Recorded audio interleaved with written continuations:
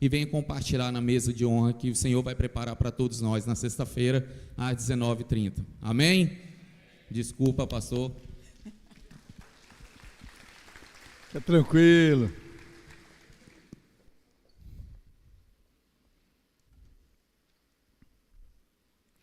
Som, 1, 2, 3. Às vezes quando a gente fala assim, parece que isso é algo altamente negativo, né?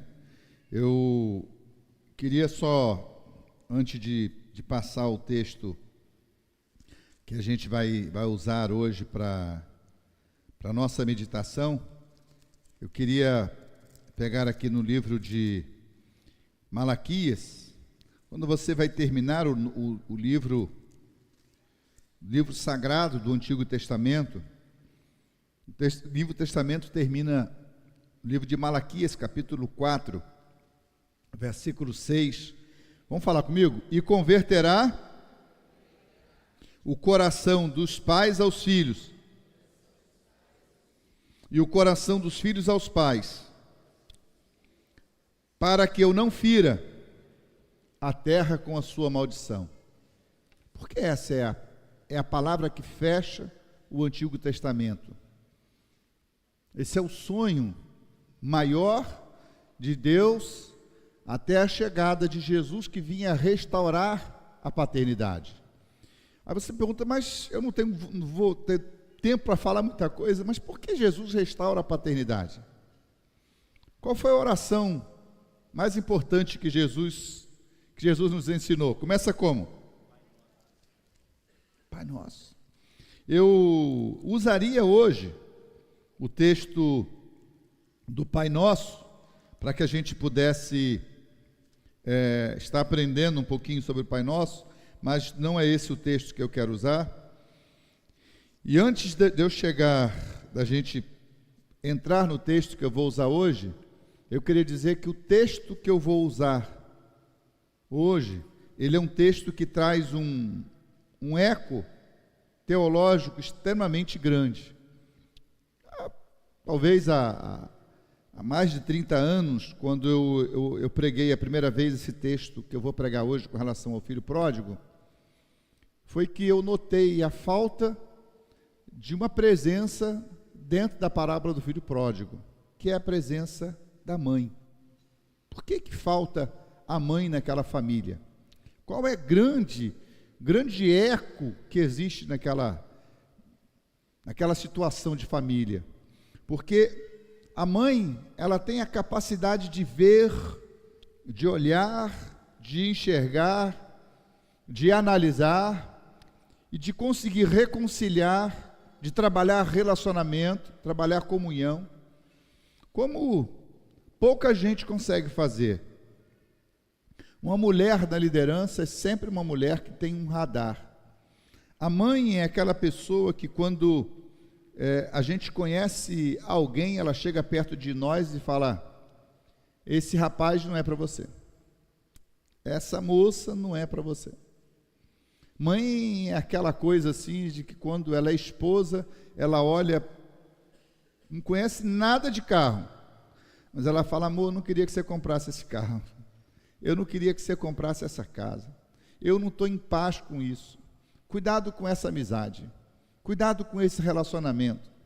O texto do filho pródigo, ele traz em si essa falta daquela pessoa que agarraria o filho pelos braços, se jogaria pelo pé, entraria no meio da negociação dele, do pai dele, e de fato parece que o texto, ele deixa esse vácuo, né, e que grita com a gente. Mas o texto sagrado da parábola do filho pródigo, ele está no livro de Lucas, capítulo 15, a partir do versículo número 11. Ele diz que certo homem tinha 2 filhos, e o mais moço deles disse ao pai: pai, dá-me parte da fazenda que me pertence.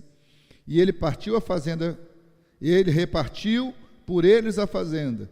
E poucos dias depois, o filho mais novo, ajuntando tudo, partiu para uma terra longínqua, e ele desperdiçou sua fazenda, vivendo dissolutamente.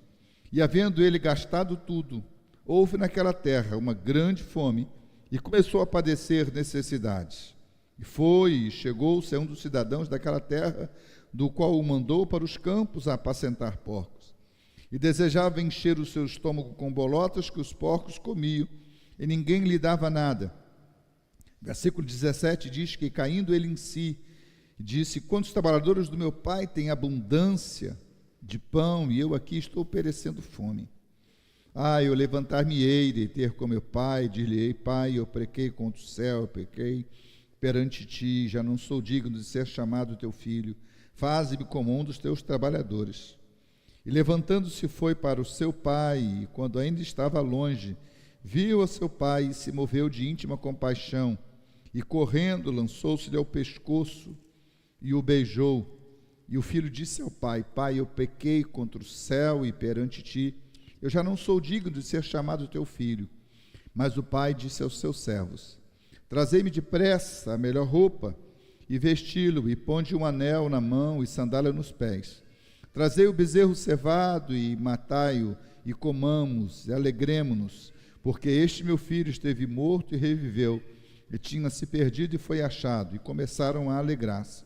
E o filho mais velho estava no campo, quando veio e chegou perto da casa, ouviu a música e as danças, e chamando um dos servos, perguntou-lhe o que era aquilo. Ele disse: veio teu irmão, teu pai matou o bezerro cevado, porque o recebeu são e salvo. Mas ele se indignou e não queria entrar, e saindo o pai estava com ele. Mas respondendo ele disse ao pai: eis que eu te sirvo há tantos anos, sem ninguém transgredir o teu mandamento, e nunca me deste um cabrito para alegrarmos com os meus amigos. Vindo, porém, este filho, desperdiçou a tua fazenda com meretrizes, mataste-lhe o bezerro cevado. Ele lhe disse: filho, tu sempre estás comigo, e todas as minhas coisas são tuas. Mas era justo, e alegremo-nos, e regozijemo-nos, porque esse teu irmão estava morto e reviveu, e tinha se perdido, e foi achado. Talvez essa seja a passagem do Novo Testamento das mais pregadas, uma das mais pregadas, que concorre inclusive com João 3,16. O que tem nesse texto que atrai tanto? Quais são as grandes verdades desse texto?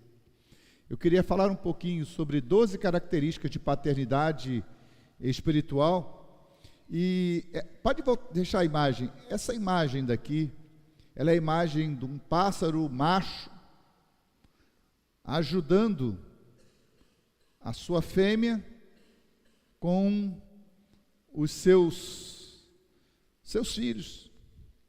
E talvez essa seja, no meu coração hoje, aquilo que eu gostaria de pregar. Pai Rodrigo é esse cara. Pai é esse sujeito que se equilibra, que se molha para ser cobertura para os seus filhos, que se equilibra para trazer calor para os seus filhos. Quem tem um pai assim, tem vida, tem honra, tem gratidão. Quem tem um pai assim, tem a alegria de ser um filho equilibrado. Quantos de nós não pode se lembrar de momentos como esse? Se tem um dos momentos que eu me recordo, quando eu vejo uma imagem como essa, foi certa vez papai sempre foi muito ativo, e papai não era aquele cara de colocar a gente no colo e de dar muito abraço, nem muito beijo. Mas se tem um dos dias onde eu me senti exatamente como aquele animalzinho, como aquele pássaro tão pequenininho no ninho, foi um dia quando a gente estava à beira de um rio bem largo, uma cachoeira, e a gente estava tomando banho ali, e no meio daquela correria, eu estava do lado de cá e eu não conseguia atravessar a cachoeira. E talvez eu tivesse os meus 4 para 5 anos, que remonta a ideia, é alguma coisa nesse sentido. E um rio bem largo. E eu me lembro que papai foi lá do outro lado, foi nadando com meus irmãos mais velhos, e papai saltou de lá E naquele dia foi a imagem mais marcante da minha personalidade masculina.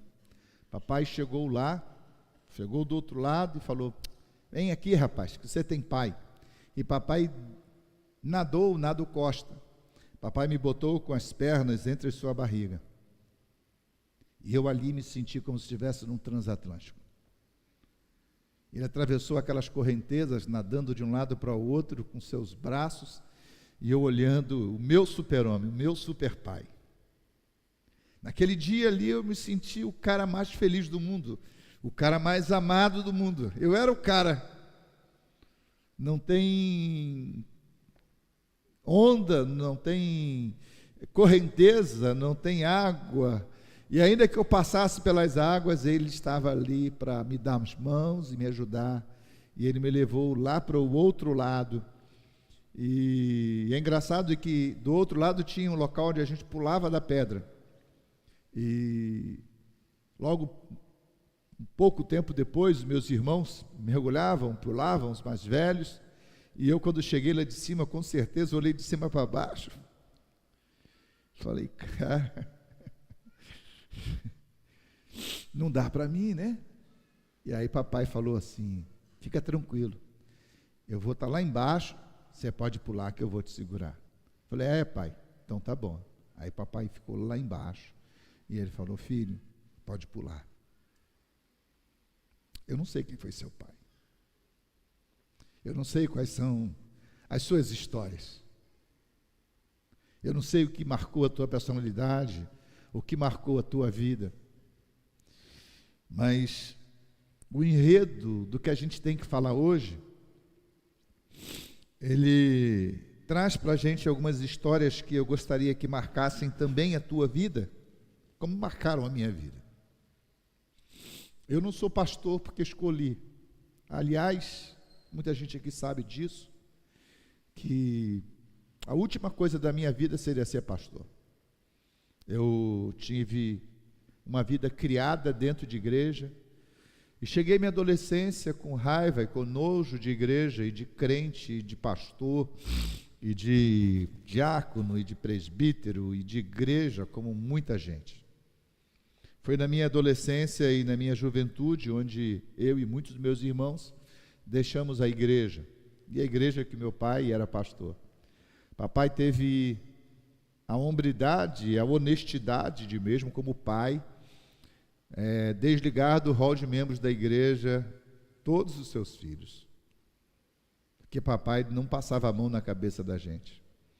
Papai era aquele cara que, quando o futebol começava, eu ia saindo, ele correria, me fazia uma pergunta, como professor de português, ele me fazia uma pergunta da área de gramática, e se eu não soubesse, eu tinha que voltar lá atrás e descobrir na gramática qual era aquela dificuldade que eu tinha.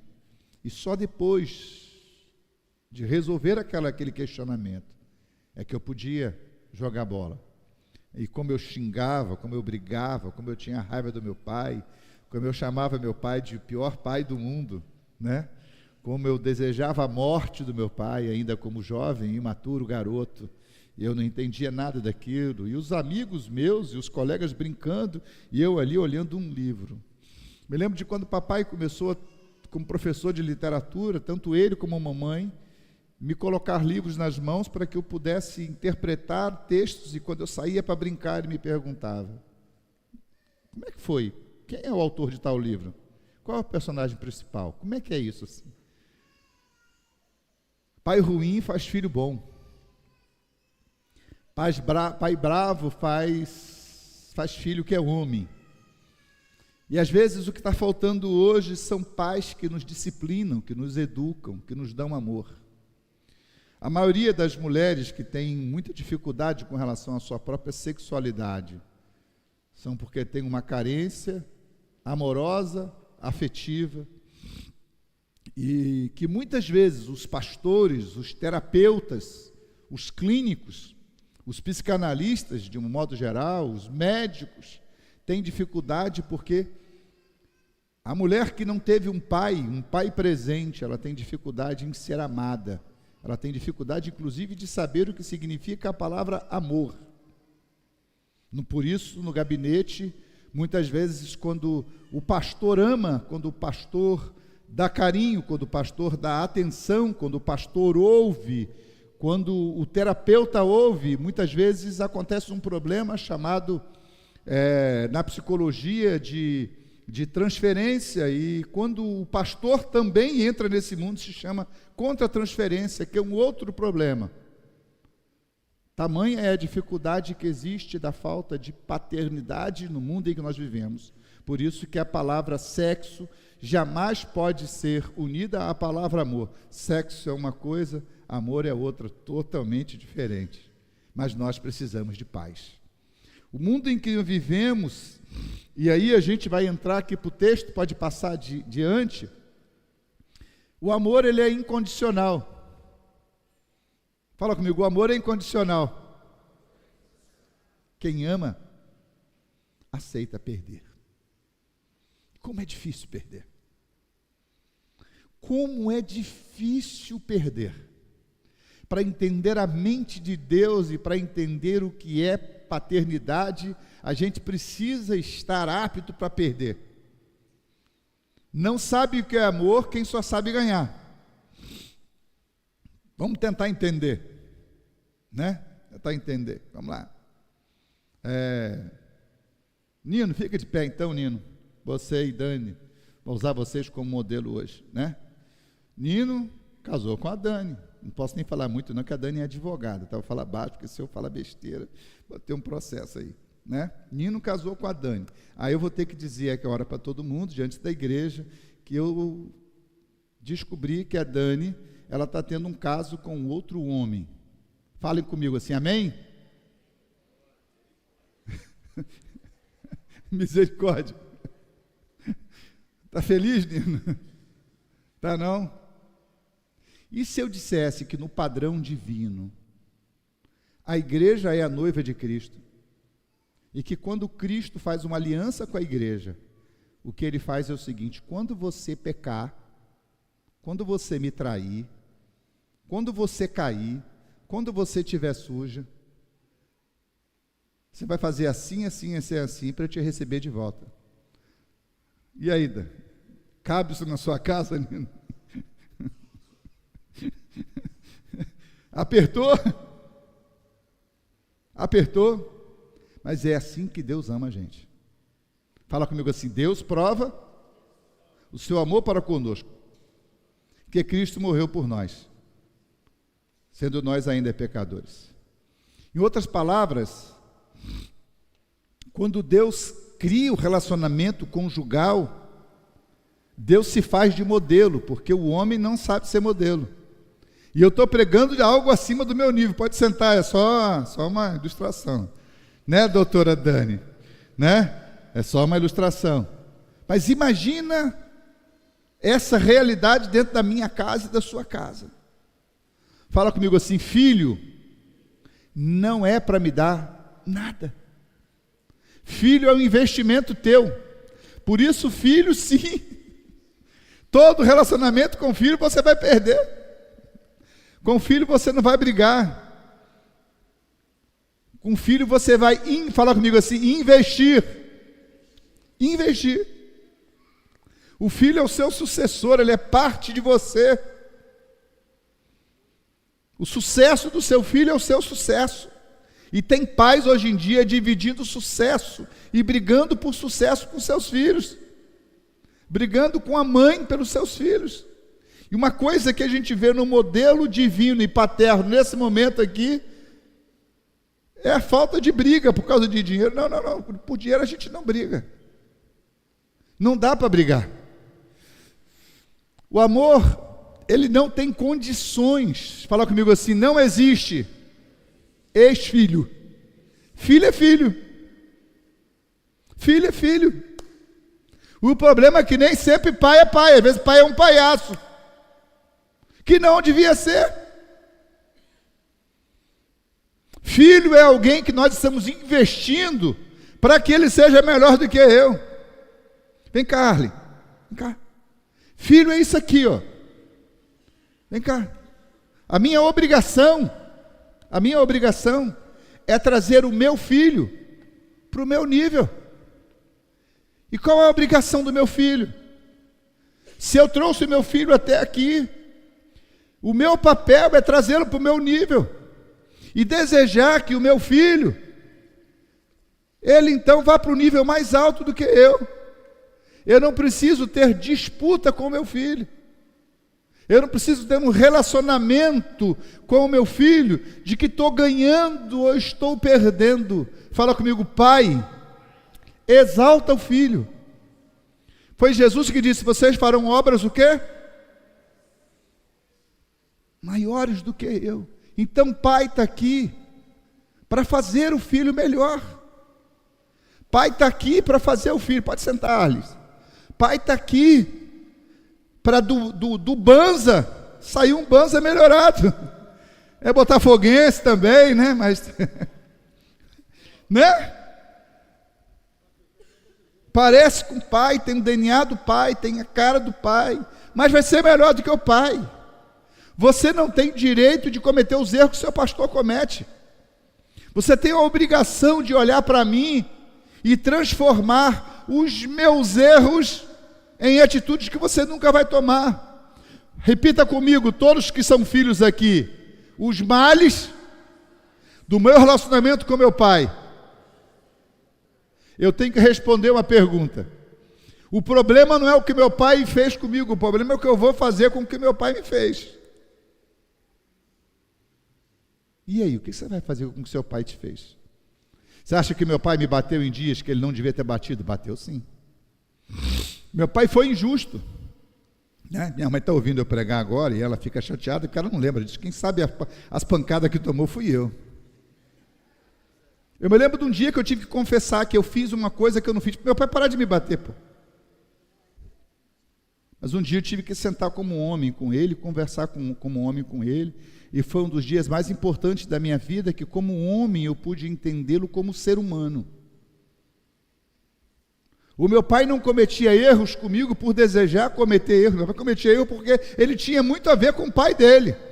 Repita comigo, meu pai se parece com o pai dele. E o pior que é piorado, quando ele não entendeu ainda de que ele está em uma nova era e um novo tempo para tomar atitudes diferentes. Eu me pareço com meu pai. E como dizem que eu me pareço com Zé Júnior. Mas que bom, meu pai morreu com um homem de Deus, caráter, uma moral ilibada. Eu nunca vi ninguém cobrando meu pai, eu não vi meu pai desonrado. Meu pai sempre foi um sujeito, um homem, um pastor, um homem que saiu da roça com 19 anos de idade, não sabia praticamente ler nem escrever, fez 3 faculdades, foi pastor de mais de 50 igrejas, trabalhou, ganhou almas para Jesus, viajou, foi professor de muita gente, deu muita aula, cuidou de muita gente. E quantas vezes estava aqui com a cabecinha dele branca, sentado e aprendendo? Fala comigo assim, quem ama não perde, perde quem não aceita ser amado. Em segundo lugar, esse texto ensina de que ele tinha 2 filhos. No próprio versículo 11, assim, versículo 11, no capítulo 15 diz assim, certo homem tinha 2 filhos, fala comigo, e o mais moço não reconhecia tudo que ele tinha dentro de casa. Fala comigo assim, pai, entende o processo de maturidade e de imaturidade. Pai não pode cobrar maturidade para um filho que é imaturo. Pai é alguém que leva o filho da imaturidade à maturidade. Pai não abandona filho no processo. Dói, não dói? Pai tem que ser pai em todo o tempo. Pai da disciplina. Pai bota no rei. Pai coloca ordem. Na bandeira do Brasil está escrito ordem e progresso. Pai delimita regras. Pai é modelo antes de ser governo. Por isso o pai tem que ter muito claro essa questão. Foi o mais imaturo que quis fazer a caca.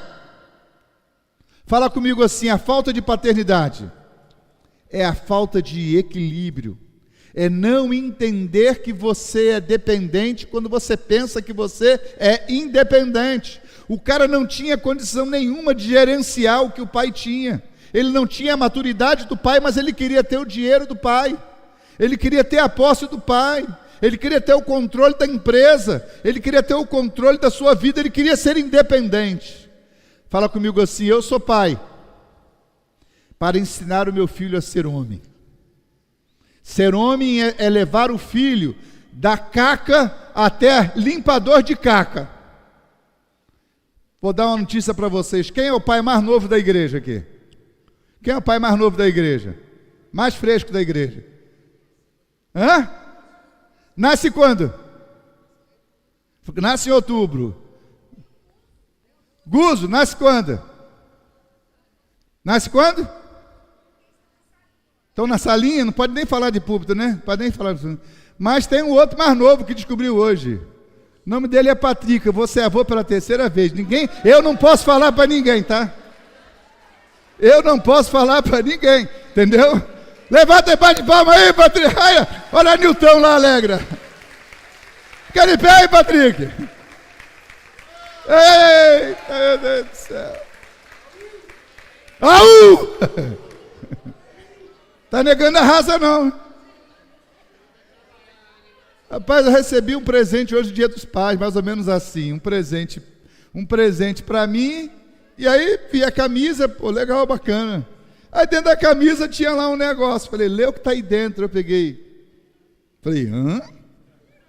Acabou o almoço. Falei, hã?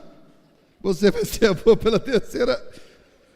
Falei, Patrick, olha isso aqui. E o Patrick não sabia também, não, se espantou. Aleluia, aleluia, Nilton. Amém. Estamos crescendo, né, Nilton?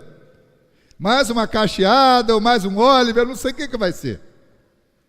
Mas uma coisa foi, tem fralda para comprar, Patrick. Tem fralda e tem bunda para lavar. E quando é que o Oliver vai virar homem? Fala, está no processo.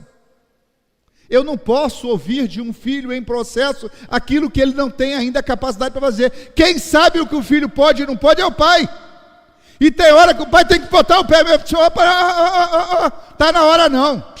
Desliga agora o celular, vai estudar. Acabou. Pai tem que voltar a ser o homem, chefe da casa.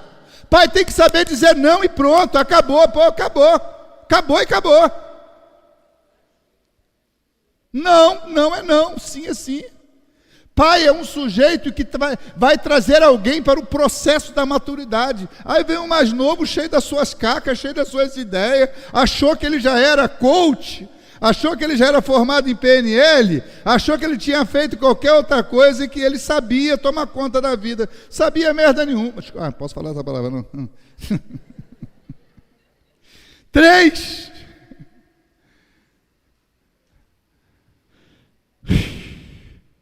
Ele saiu da dependência do pai. Eu queria colocar uma canção, a de Lázaro ali. Um dia, eu estava com um problema bem grande. E todos nós temos problemas. Irmãos, eu perguntei a Jesus, Jesus, por que tu me escolheu? Pode colocar a canção, pode colocar. Eu estava com um problema muito sério. Um cheirador de cocaína. E eu não podia conversar com meu pai. Eu perguntei, Deus, por quê? E esse dia eu estava lá no nosso sítio. E Jesus me respondeu. E eu não sabia como responder as coisas. E tem coisas, há momentos da minha vida onde você que é pai está me ouvindo agora, que você não sabe responder. Tem coisas que você não sabe fazer. Tem histórias que você não vai saber contar, Bambu. E nesse dia aí eu queria ouvir uma palavra de Deus para mim. Eu queria que Deus se revelasse para mim e me dissesse algum.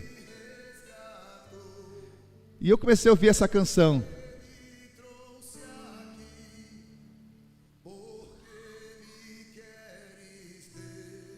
esse menino, esse garoto, ele quis sair de perto do pai. Fala comigo assim: filho imaturo tem dificuldade quando começa a vir o momento do aperto. Pai de verdade aperta. Pai de verdade equilibra. Pai de verdade diz não para o filho. E o texto diz que aquele garoto quis ficar longe do pai. E nesse dia eu estava tão eu só, lá no meio daquele mato, lá no sítio. E eu precisava ouvir que Deus me ama. Eu com meu coração frio e falho. O texto diz que o pai deu a parte da fazenda e ele repartiu. Poucos dias depois, o filho mais novo vai juntando tudo. Tudo o que ele não era nada, ele só tinha dinheiro. Ele não ajuntou nada. Ajuntou tudo o que ele partiu. A imaturidade te leva à solidão. A imaturidade te leva a decisões erradas. A imaturidade te leva a dizer que você é alguma coisa que você não é. A imaturidade te leva para longe de Deus, para longe dos teus mentores, para longe dos teus líderes. A imaturidade vai te levar para a derrota e para a bancarrota. A imaturidade nos tira da provisão, da proteção, da bênção. E esse garoto pegou a sua mala, a mala era ele, pegou a sua prepotência, pegou o seu orgulho, ele pegou a sua vaidade. O texto diz que ele partiu para onde? Para uma terra distante. E às vezes tem tanta gente como esse garoto aqui, que está tomando decisões. Quando eu comecei a ouvir essa canção, eu falei: Deus, obrigado. Obrigado porque eu tenho um pai. Eu não estou pregando hoje sobre meu pai José Júnior. Eu agradeço pelo pai José Júnior. Mas nos meus dias mais difíceis, eu tenho um pai que diz comigo: eu estou contigo todos os dias. Eu não te deixarei. Eu não te desampararei. Ainda que você ande pelo vale da sombra e da morte, não tema não. Eu vou estar contigo. Eu lembro desses dias aí onde eu fiz ressonância magnética e eu tinha recebido da boca de um médico aqui de Linhares que eu ia ficar paraplégico ou tetraplégico. E eu cheguei em casa e eu tive que conversar com a minha esposa sobre isso. Eu imaginava a minha vida em cima de uma cama. Não ia ter vida sexual. Daí a pouco ia ver a vida meus olhos funcionando. E há momentos da vida onde a gente tem decretos e palavras que nos deixam tão distantes.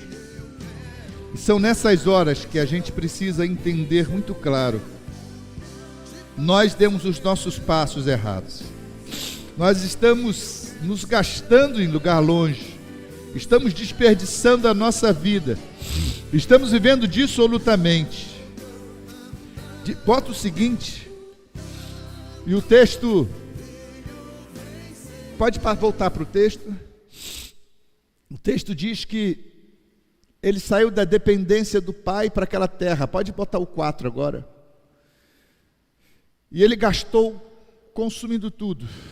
E de repente a gente tem gente aqui que consumiu tudo com droga, com vício, com sexo, com adultério. Tem uma música antiga que dizia: procurei por ti, não encontrei, procurei nos bares, procurei nos vícios, e eu não achei. Eu não sei onde você tem procurado o vazio existencial da sua vida. Aquele rapaz tinha pai e não sabia que o pai era pai. Esse vazio da paternidade estava na alma daquele garoto, porque ele tinha uma dificuldade de ser e ter. Muita gente tem, mas não é. A grande celebridade da vida, que é o Paulo coach, né? Ele ensina que a gente precisa ser, fazer e ter. Às vezes a gente tem, sem fazer, mas a gente não é. E o problema é que ele não tinha. E diz o texto que ele, havendo gastado tudo, houve naquela terra uma grande fome, ele começou a padecer necessidades. Querido, ele não saiu de casa com tudo. Ele não tinha tudo. O que é tudo para você? O que é tudo para você? O que seria hoje tudo para você? O que é tudo? Nós sempre colocamos o nosso tudo em algo que é fútil, que é supérfluo, que é efêmero e que é tão natural e tão pequeno. Tudo aquilo que causou mortes há 50 anos atrás, hoje ou faz parte dos problemas ecológicos do mundo, ou virou lixo, ou é só uma sucata. O melhor carro do mundo há 30 anos atrás, o melhor prédio há 50 anos atrás, tudo aquilo que era tudo para alguém. Você vai ver que um tempo depois passa a não ser nada. E aí eu me lembro de um cidadão que ele não sabia muita coisa, mas ele me ensinou a cantar uma canção que nas horas mais difíceis da minha vida, eu consigo cantar essa canção. Quem tem Jesus tem tudo. Quem não tem, não tem nada. As roupas que você usava da moda de 10 anos atrás, onde estão elas, Dani? Era tudo. Às vezes você sai de casa, você daria tudo. Você daria tudo para comprar aquela loja, aquela boutique inteira. Tudo. Eu me lembro que um dos presentes que eu dei para o meu pai, eu fui a Nova York, e papai falou comigo assim, toma esse valor aqui. Ele me deu uma oferta em dólar, em dinheiro, eu troquei para dólar. Eu falei, pai, eu vou trazer um presente para o senhor. Meu pai falou, o que é que você vai fazer? Eu falei, não, pode deixar que eu vou trazer um presente para o senhor. E eu queria trazer uma capa para o meu pai. E quando eu cheguei na Quinta Avenida, aquele lugar famoso, assim, lá pelo ano 2000, eu falei, cara, eu vou comprar uma jaqueta, mas uma jaqueta para o meu pai. Eu quero honrar o meu pai, eu quero dar algo. E quando eu comecei a entrar naquelas lojas, jaquetas de pelica custavam $3.000. Falei, pô, acima da minha capacidade, né? E como bom conversador, eu cheguei para um camarada, ele, num espanhol meio arranhado, falou, Brazuca, sobe, vai lá no último andar. Quando chegar lá no último andar, lá tem um negócio chamado outlet, eu não sabia nem o que é esse negócio. E quando chegou naquele outlet lá em cima, e eu entrei, subi, e quando eu entrei assim, eu falei, é aquela lá, tinha jaqueta de tudo quanto é jeito, mas não sei porque quando eu bati o olho nela, e eu falei, é aquela lá que é do meu pai. Lembra uma jaqueta de couro que ele usava de vez em quando? E quando eu cheguei lá, a jaqueta custava só $90. Eu falei, opa, é essa. E eu peguei, quando eu botei no ombro, cara, encaixou, falei, é essa aí. E que alegria de poder dar dado esse presente para papai. Fala comigo assim, o que custa $3.000, daqui a pouco custa só 100.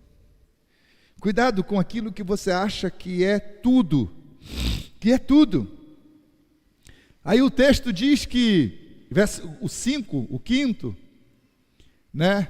Está lá no versículo 15, versículo 15, diz assim, ele foi e chegou sendo cidadãos daquela terra, o qual mandou para os campos a apacentar porcos.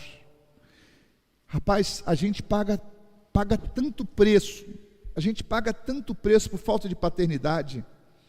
Quantos aqui são líderes de célula? Levanta a mão. Quem lidera a célula? Fica de pé. Fala comigo assim, eu tenho o código, eu tenho a chave, eu tenho segredos. Eu queria dizer para você que Deus possa encher sua vida de segredos.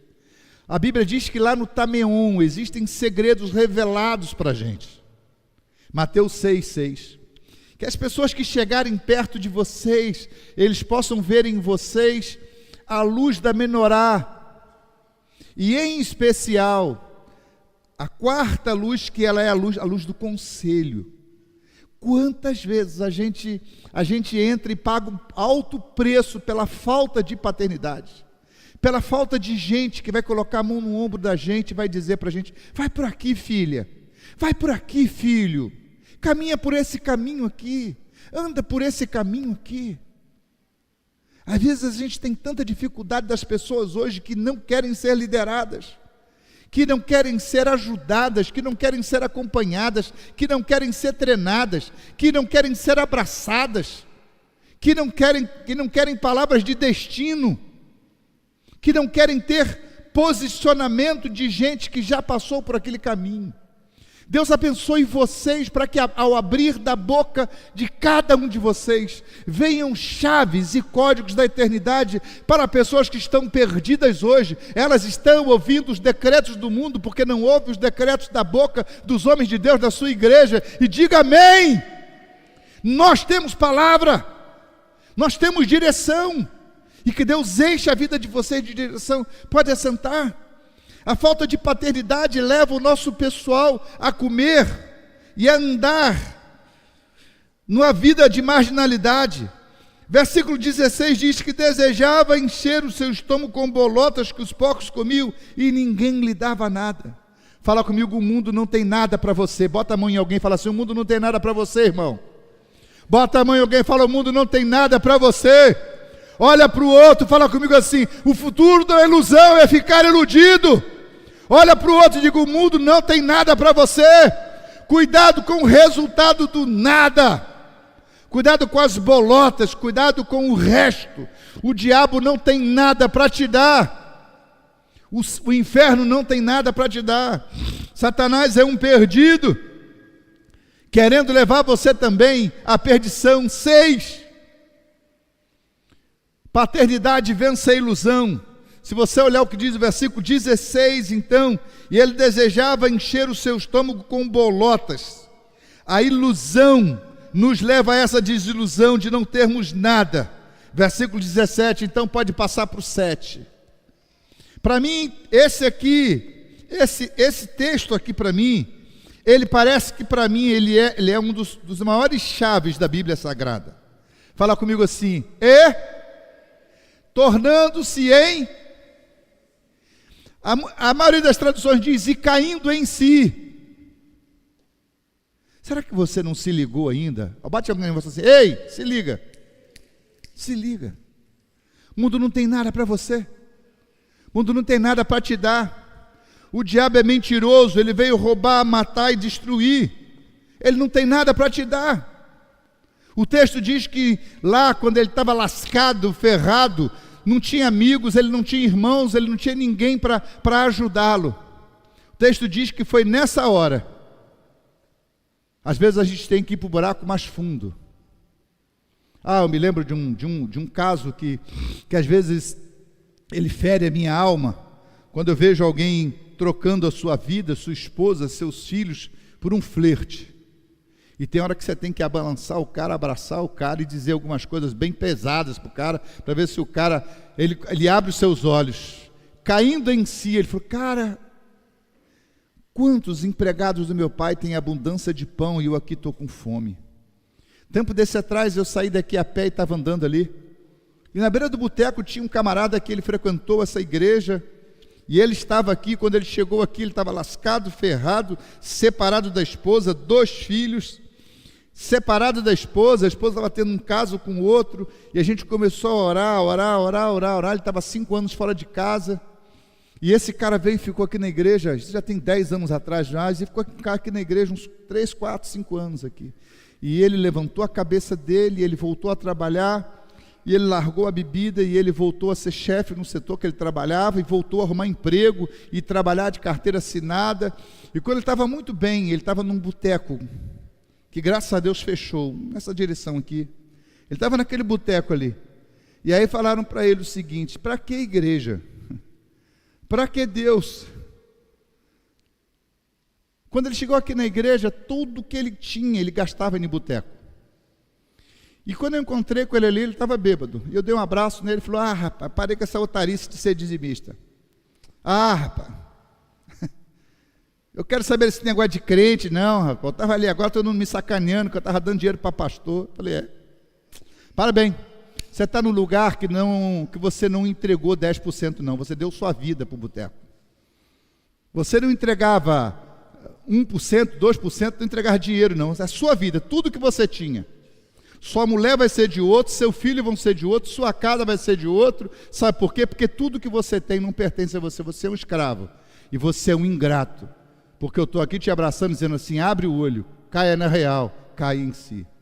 E esse cara continua perdido nessa vida. Bate, balança alguém, fala comigo, sei, faça a conta. Caia em si, caia em si. Deus não precisa do seu dinheiro, Deus não precisa da sua migalha, Deus não precisa do seu resto, Deus não precisa de nada disso. Você sabia que eu não sei quem nessa igreja aqui é dizimista? Eu não sei, graças a Deus não sei. Às vezes as pessoas perguntam algumas coisas para mim, eu não sei disso, eu não fico no caixa, não recebo dinheiro, eu não fico querendo saber da sua vida, do seu particular. O problema todo é que a falta de paternidade causa um desequilíbrio tão grande na nossa vida, que a gente vai ver. Quem deixou Jesus está melhor do que a gente? Eu conheço muita gente que é simples, que não tem dinheiro, mas que tem tudo. Eu conheço gente muito simples, que tem tudo sem ter dinheiro no bolso. Eu conheço gente muito simples, que a única coisa que ela sabia para dizimar é que ela pegava o vezinho lá do osso da galinha, ela botava lá na casinha de estuque dela, e de vez em quando ela tinha que juntar 4 ou 5 galinhas, e ela lá vendia e entregava uma oferta na igreja. Essa era a minha avó Ana, tão sábia, e ela tinha um jeito dela poder servir na obra do Senhor.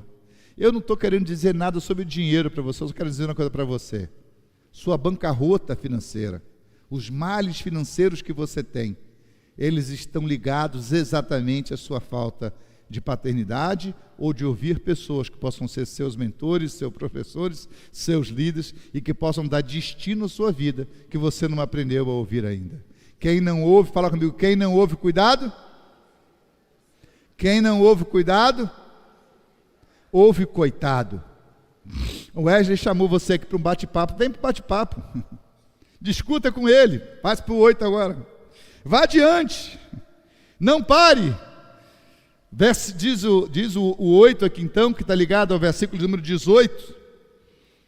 Levantar-me-ei, irei ter com meu pai, dir-lhe-ei, pequei contra o céu, pequei perante ti. E ele parece que naquele momento ele fez um ensaio ali. Eu vou chegar em casa, eu vou falar com meu pai isso, eu vou falar comigo aquilo outro. Repita comigo assim agora, ei, fala comigo, ei, o problema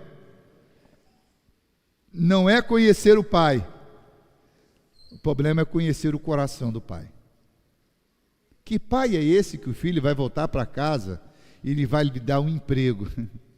Que pai é esse que mede o filho por algo que é lei? Fala comigo assim, Deus não é o Deus da lei, Deus é o Deus da graça, Deus é o Deus do amor. E ele fez lá um ensaio, eu vou chegar para o meu pai, eu vou falar assim, eu vou falar aquilo outro.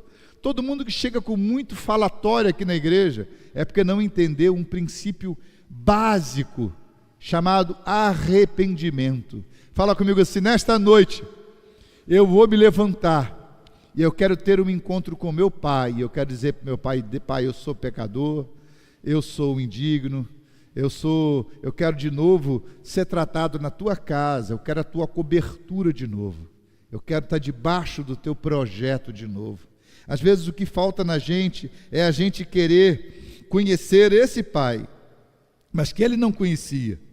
Diz o versículo seguinte, pode passar adiante, então, que o versículo 19 diz que já não sou digno de ser chamado teu filho, faze-me como um dos teus trabalhadores. Então diz o texto que ele levantando-se, conforme o versículo 20 agora, ele levantando-se, ele foi para o seu pai, e quando ele estava longe, ele viu o seu pai, e ele se moveu de íntima compaixão, e correndo lançou-se-lhe ao pescoço. Foi algo que talvez a gente não consiga entender isso. É mais ou menos assim, vem cá, Marcelinho. Às vezes a nossa expectativa é de um Deus que tem processo. E a gente imagina que Deus vai fazer assim. Fala comigo assim: Deus não tem protocolo. Fala, Deus tem um canal aberto para você. Não pensa que você vai chegar diante de Deus, que você vai ter que contar alguma coisa, falar muita coisa. O texto diz que a única coisa que o Pai fez, sabe o braço? Foi abrir os braços. Fala comigo assim: Senhor, na noite de hoje, me dá um abraço de Pai. E o que às vezes nós como igreja estamos precisando é de saber que nós temos um Deus de consolo, um Deus de cuidado, um Deus de amor, um Deus que quer nos abrigar de novo, um Deus que quer nos chamar à sua presença. Às vezes a gente está tão preocupado com as coisas de Deus, pode sentar, Marcelinho, e se esqueceu do Deus do abraço, do Deus do beijo, do Deus do cheiro, do Deus da comunhão. De repente você está tão preocupado com a igreja, e as pessoas perguntam para mim assim: pastor, se eu for para a sua igreja, o que eu vou ter que deixar de fazer? O que eu vou ter que deixar de fazer? Fala comigo, nessa igreja, tem que deixar de fazer uma coisa. Fala comigo, pecar. Só isso. Qual roupa que usa? Manga? Calça? Medida da saia? Medida do cabelo? Qual é a lei que você acha que eu tenho que ter aqui na igreja? Fala comigo assim: Senhor, eu quero encontrar hoje o Deus da graça, o Deus do abraço, o Deus do beijo, o Deus do cheiro, o Deus da comunhão, o Deus do consolo, o Deus do afago. Aliás, né? O Deus que é um super pai. E às vezes a gente precisa voltar a ter uma igreja que tem a porta aberta, o braço aberto e o consolo aberto. E às vezes Deus, Ele está só querendo que hoje a gente possa entender esse Deus diferente, e Ele possa ser o Deus que gera consolo. Entra no 10 agora. E esse Deus que restaura a paternidade e a dignidade, não é dignidade. Diz o versículo 21 que o filho disse: Pai, eu pequei contra o céu e perante ti, eu já não sou mais digno de ser chamado teu filho. Olha para alguém e fala comigo assim: Deus hoje quer restaurar a sua dignidade. Deus quer restaurar a sua dignidade. Deus quer fazer você um homem digno. Você sabe que coisa bonita é quando alguém olha para a vida assim, para a vida, fica de pé, né? Fica de pé, meu negão branco aqui. Olha para a vida desse homem e fala assim: mas o que aconteceu contigo? Qual foi a última vez que alguém te parou e falou assim: o que aconteceu contigo? Você era diferente? O que houve contigo? Você não precisou chegar em nenhum lugar dizer que você é crente, que você canta, que você toca, você é nada. Alguém te parou na rua e falou assim: o que aconteceu contigo? Você está com um jeito diferente, uma cara diferente. O que está acontecendo diferente com você? Tem um negócio diferente com você. Rapaz, tem alguns estágios na nossa vida. Sabe qual é os estágios na nossa vida? A primeira coisa que os nossos irmãos, nossos parentes, nossos amigos fazem quando a gente se converte é que eles se rejeitam e eles nos rejeitam. Você sabe qual é o tempo que vai chegar depois? Fala comigo assim: um tempo da aliança. Vai chegar o tempo onde eles vão te ligar para falar assim: ei, ora na tua igreja por mim, ora por mim, leva meu nome para Deus lá, pede para o seu pastor orar por mim, pede para a sua célula orar por mim, pede para alguém orar por mim. Fala comigo assim: esse é o tempo onde a dignidade foi restaurada. Ouviu, Ney? Esse é o nosso Deus que restaura a nossa dignidade, que restaura o nosso casamento, que restaura a nossa vida. Será que a Janaína é uma mulher digna? Você foi votada esses dias, né, Dina? Fica de pé aí, bate palma para essa mulher. Teve uma eleição na prefeitura, né? Um monte de gente votou na Janaína. Sabe por quê, Janaína? É porque você é digna. Te amo, tá bom? Pode sentar. Fala comigo assim: Senhor, na noite de hoje, restaura a minha dignidade. Como é que Deus restaura a dignidade da gente? Versículo 11, parte 11. Ele gera um equilíbrio bio-psico sócio-espiritual. Eu sei que é um nome feio. Eu sei que de repente, bio, porque ele restaura a nossa vida. Ele restaura o nosso equilíbrio psíquico. A gente que está fora de si, que está doidão, que está maluco, né? Você já viu um cara quando ele está bêbado, ele começa a carregar um peso assim? Diz que quando o cara bebe, vem um capeta, sobe nele e fica fazendo ele de cavalo, por isso que ele anda meio assim, curvado. Jesus! E aí ele fica todo desequilibrado, ele não está aguentando com o peso dele, por isso que ele anda assim. Hoje eu vi um cara assim. Ele restaura a sua vida em sociedade. Ele quer restaurar a sua vida na sociedade. A sociedade precisa ver Jesus na sua vida. A sociedade precisa ver um novo tempo espiritual na sua vida. Fala comigo: Senhor, restaura o meu corpo, restaura a minha alma, restaura o meu espírito, vem fazer tua obra em mim. Mas o pai disse para ele: trazei depressa a melhor roupa, o melhor vestido. Vamos fazer uma aliança hoje, vamos botar um anel e vamos acabar com a escravidão. Escravo andava descalço, vamos botar um calçado nesse menino. Fala comigo assim: Senhor, muda minhas vestes hoje, muda minha honra hoje, muda minha dignidade hoje, me dá um vestimento de filho, me dá de novo uma aliança com o Senhor. Eu quero restaurar hoje a tua aliança. Põe um anel em minha mão, põe um anel novo em minha mão. Jesus, às vezes a gente está precisando saber que Deus é o Deus de aliança. Deus é Deus de verdade. Deus hoje quer fazer uma aliança com você, e Ele quer hoje parar com essa vida de escravidão na sua vida. Ele quer colocar hoje uma sandália nova nos teus pés. Fala comigo assim: escravo nunca mais. Escravo nunca mais. E eu queria dizer para você, pai, sabe qual é o seu papel na vida dos seus filhos? Está lá para abrigar os seus filhos. Você está lá para dar vestimenta para os seus filhos. Você foi colocado para pôr o seu filho dentro de um nível de aliança, para andar de mão dada com teu filho e para fazer com que seu filho seja um homem livre. E isso é ser pai nesse tempo moderno.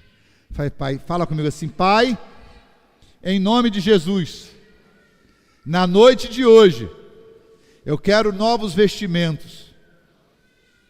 Eu quero um novo tempo para a minha vida. Eu quero fazer uma aliança contigo hoje. Fala comigo: escravo nunca mais. E aí chegamos ao 12. 12, ele gera o orgulho em gerar. Fica de pé aí. Fica de pé, careca. Fica de pé. Esse abençoado hoje me mandou uma foto que eu ia botar aqui. Ele estava cometendo um pecado, mas ele me mandou uma foto que eu bati palma. Bate palma para ele. Fica do lado do seu pai, fica de pé. E sabe o que ele estava fazendo com o filho hoje? Ele estava ensinando o filho a dirigir lá numa estrada deserta. Aí. Fala comigo assim: filho, participa da vida do pai. Filho tem comunhão com o pai. Filho, as coisas mais importantes da vida a gente faz é abraçado com o pai. E se tem uma coisa que no último dia vai acontecer, é que para cada filho Deus vai falar: entra filho bom e fiel para o gozo do teu Senhor.